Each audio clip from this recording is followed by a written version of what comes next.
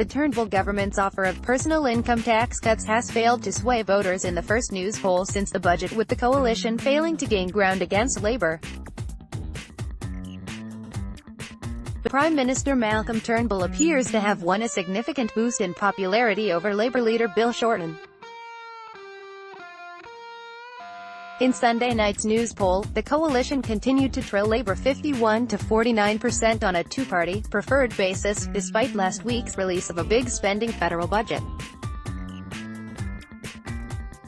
But the poll did show an 8-point improvement in Mr. Turnbull's approval rating, meaning he now leads Mr. Shorten 46 to 32% as preferred PM. The result comes as the major parties prepare for a Super Saturday of by-elections triggered by a reboot of the citizenship crisis last week. Before Sunday's opinion poll, Mr. Shorten was under pressure over his handling of the issue, with 3 opposition MPs forced to resign and face by-elections.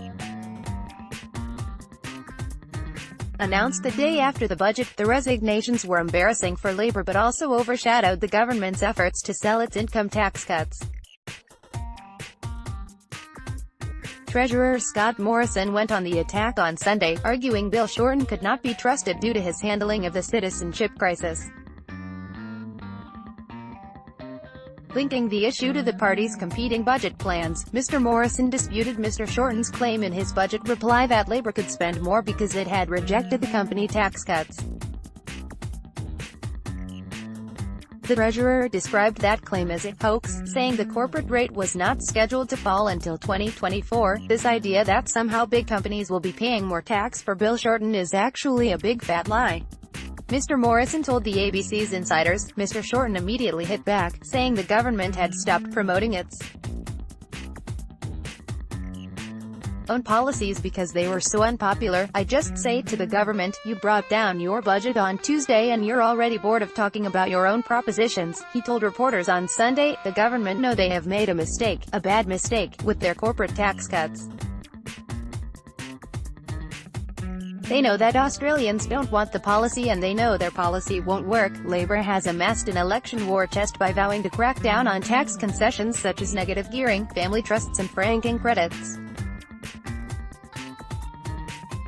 Mr. Shorten also unveiled income tax cuts for lower and middle-income earners that are nearly double the size of those offered by the coalition. In the opening salvo of the Super Saturday by-election campaign, Mr. Shorten told the Prime Minister last week, I will put my better, fairer, bigger income tax cut against yours. On Sunday, he also seized on the LNP's disendorsement of Government Minister Jane Prentice, claiming women were becoming an endangered species within the coalition. While Labour is focusing on fairness, the government has sought to frame the by-elections as a test of trust, with senior ministers labelling Mr. Shorten unbelievable on Friday. Mr. Morrison repeated the line again on Sunday. Speaker Tony Smith is this week expected to reveal a June date for contests in Mayo, South Australia, Longman, Queensland, Brayton, Tasmania, and Perth and Fremantle, Western Australia. The Liberals confirmed they would not run candidates in Labour seats Fremantle or Perth, which the opposition holds by only 3.3%, in order to focus its resources on a separate state by-election. Liberal Senator Dean Smith labelled that decision nonsense at the weekend.